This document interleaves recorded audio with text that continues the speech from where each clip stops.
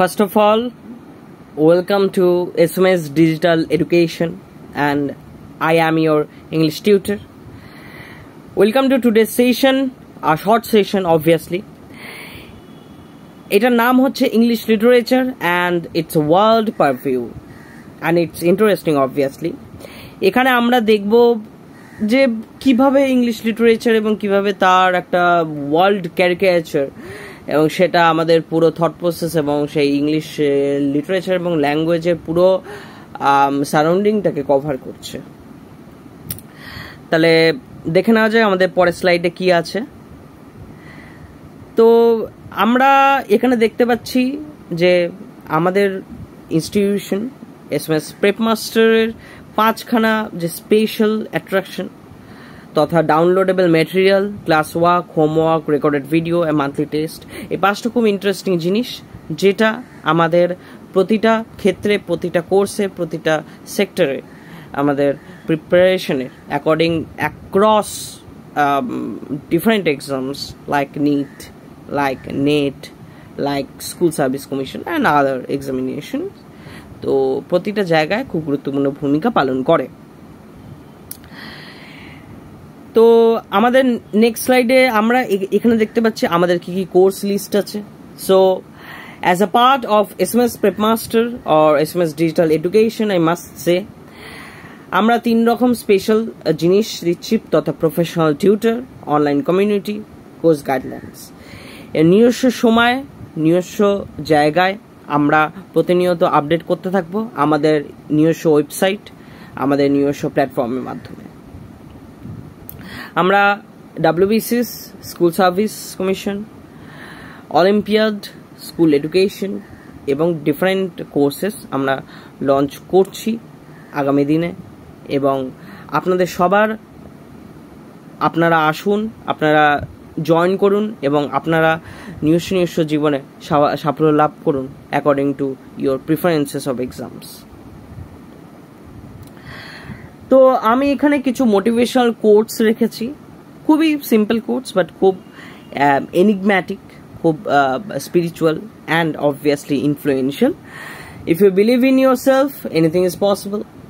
Learn as if you will live for ever, live like you will die tomorrow by Mahatma Gandhi. তারপরে রয়েছে the struggle you are in today is developing the strength you need for tomorrow, do not give up, Robert Hugh. So, and this is the primary page, and obviously it's slide, English literature and its purview of the world. So let me first read it out, and then I will give the understanding of all these things, what it endorses or what it conveys. English literature is a part of world literature. One could not think world literature without it. It endorsed many tenets of society, including diverse human nature, different social issues, burning global problems, etc. English literature encompassing poetry, novel, drama, stories, etc. is a vast field to look into.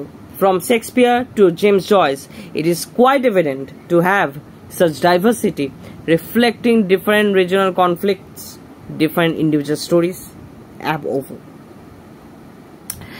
এখানে নিচে একটা দেখা যাচ্ছে খুব সুন্দর একটা timeline দেওয়া আছে।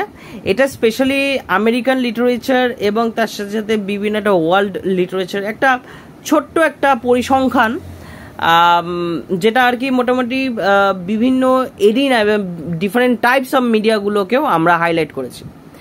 এখানে মেইনলি যেটা বলা হচ্ছে যে ইংলিশ লিটারেচার কতটা ওয়ার্ল্ড লিটারেচার একটা ল্যাঙ্গুয়েজ এবং তার পার্ট হিসাবে পরিগণিত হয়, এবং সব থেকে বড় ব্যাপার, সব থেকে ইন্টারেস্টিং ফ্যাক্ট যেটা হচ্ছে English literature is one of the highlighted literary ক্যাননস